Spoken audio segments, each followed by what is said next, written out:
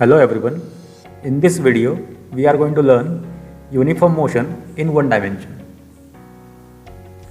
Uniform motion is that motion in which velocity remains constant. For example, this auto rickshaw is moving with a uniform velocity, but in case of mass and spring system, at extreme positions velocity is 0 and at the center position velocity is maximum. That means velocity is changing. So we can say that this is the case of non-uniform motion. So remember, uniform motion is that motion in which velocity is constant. In case of uniform motion, everyone should remember 6 different concepts, out of which first is displacement, which can be defined as change in position. For example, here we can see a ball is starting from left, going to extreme right and coming back to final position. So net displacement will be only AC, but total distance travelled is AB plus BC. So here you should remember displacement and distance both are different. Displacement is the net change in position, whereas distance is the total travelled path. For example, if somebody goes to market and comes back to home, then displacement is 0 because initial and final position is same, but total path travelled or the total distance will be equal to 2d. So this is the way you should remember how to calculate displacement and distance. The next thing you should remember about uniform motion is velocity.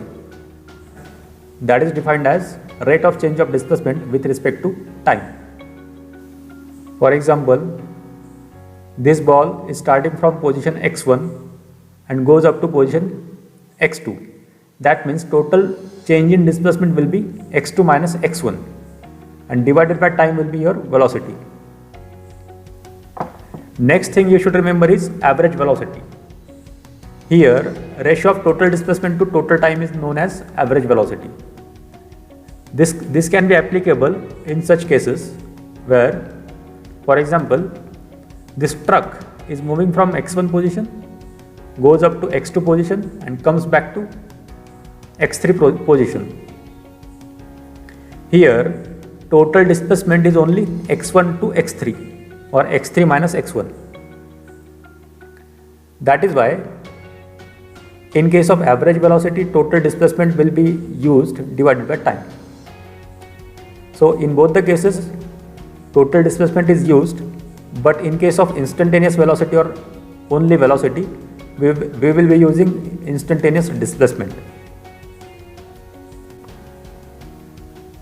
So in case of velocity and average velocity, displacement is used. In next concept, that is speed, distance is used. In previous concept, displacement was used, here distance will be used. Now you can see, in this case speed will be in distance upon time. Only thing is that the speed is a scalar quantity, whereas velocity is a vector quantity, and average speed is the ratio of total distance to total time. Here we can see in both the definitions, displacement is replaced by distance. Again, for the same example, we can see the total distance travelled is x1 to x2 plus x2 to x3. This is the total displacement travelled. That is why average speed will be equal to total distance divided by total time, x1 x2 plus x2 x3 divided by t. So these are the 6 concepts you should remember, in which displacement, average velocity and instantaneous velocity, all these 3 are vector quantities, whereas distance, average speed or instantaneous speed, all are scalar quantities. We will use this table, which includes 6 different things in every slide, to show that the numerical can be solved by using these concepts. In this problem, it is given that a car runs at a constant speed on a circular track of radius 100 meters. So let us see the animation for this. A car runs on a circular track. The radius for this track is 100 meters, taking 62.8 seconds. So time taken by the car to complete one lap, that is complete one rotation, is 62.8 seconds. So we need to find out the average velocity and average speed. From the table we understand that average velocity is displacement upon time, because for every circular lap car will come back to initial position again. Here we can see that is why total displacement, that is change in position, will be 0. Average velocity definition includes displacement, that is equal to 0. That is why average velocity will become automatically 0. We need to again find out average speed. In case of average speed, distance divided by time is the definition. That is why we need to find out distance in one lap divided by time for one lap. So to find out distance, we know the formula is 2 pi r, where pi is 3.14 and r is given, that is 100 meters. So total distance is equal to 628 meters. And divided by time, the time is also given, that is 62.8. So this 628 divided by 62.8 will be equal to 10 meter per second, that is average speed. So option C is correct answer.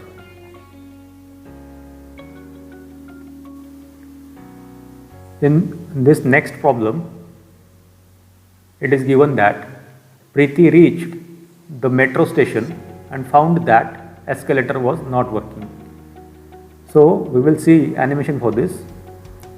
Preeti reached metro station and found that the escalator is not working. This is escalator. Escalator always moves with a uniform velocity.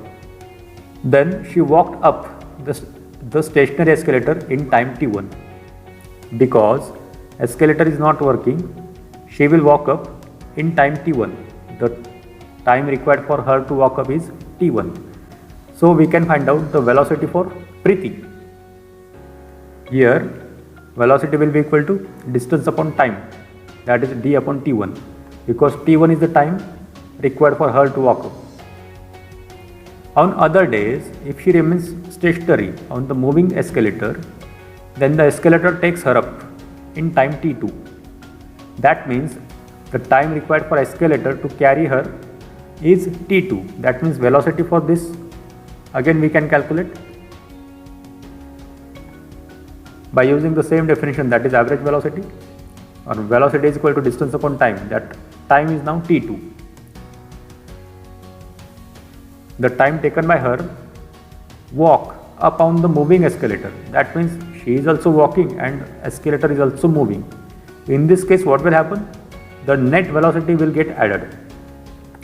Escalator is also moving and she is also walking, that means speed will increase and the net velocity will be v equal to v1 plus v2. Put the known values, that is d divided by time t required her to walk up when escalator and herself both are moving, is equal to d distance upon t1 plus distance upon t2. These are the velocities which we have seen over here. If you calculate this, you will get next step equal to this,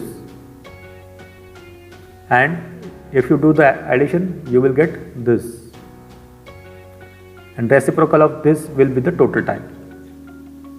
Option D is correct. So here we used only average velocity definition, and the trick for this problem is that velocities get added and velocity of the Preeti increases because both are moving. Next problem.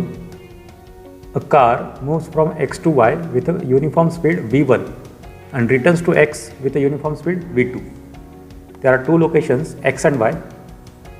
While going towards y, the speed is v1, but while coming back, the speed is v2.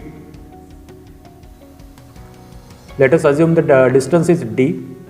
From given statement, speed v1 is given, so we can write for speed distance upon time, that is d upon t1. For t1 we can write distance upon v1. Similarly, while coming back, velocity is v2, so writing v2 equal to distance upon time t2, and time t2 will be equal to distance upon v2. And we need to find out the average speed for this round trip. Average speed formula is distance upon time, so we need to take the total distance divided by total time. Here total distance is 2t and total time will be t1 plus t2. Again, writing for average speed, total distance upon total time will be 2d divided by t1 plus t2. Replace these t1 and t2 values by using this equation and this equation. So 2d divided by d divided by v1 plus d divided by v2. If you solve this, you will get 2v1 v2 divided by v1 plus v2. This answer is given in option B. So B is the correct answer. Next problem is, a particle covers half of its total distance with speed v1 and the rest half distance with speed v2. It is the same problem as previous one. Here we can see animation for this. A particle covers half of the distance with speed v1. For this journey, speed is v1. For rest of the journey, speed is something different, that is v2. Again, writing for the given input, v1 will be equal to distance upon 2t1, because distance is the half distance that is travelled. Total distance is d and half distance will be d by 2 into t1. Again, v2 will be equal to distance upon 2 t1. Here again time will get added. To find out average speed, the definition is total distance upon total time. So it is very same, calculations are also very same, and answer will be again same. So in this case also option is B.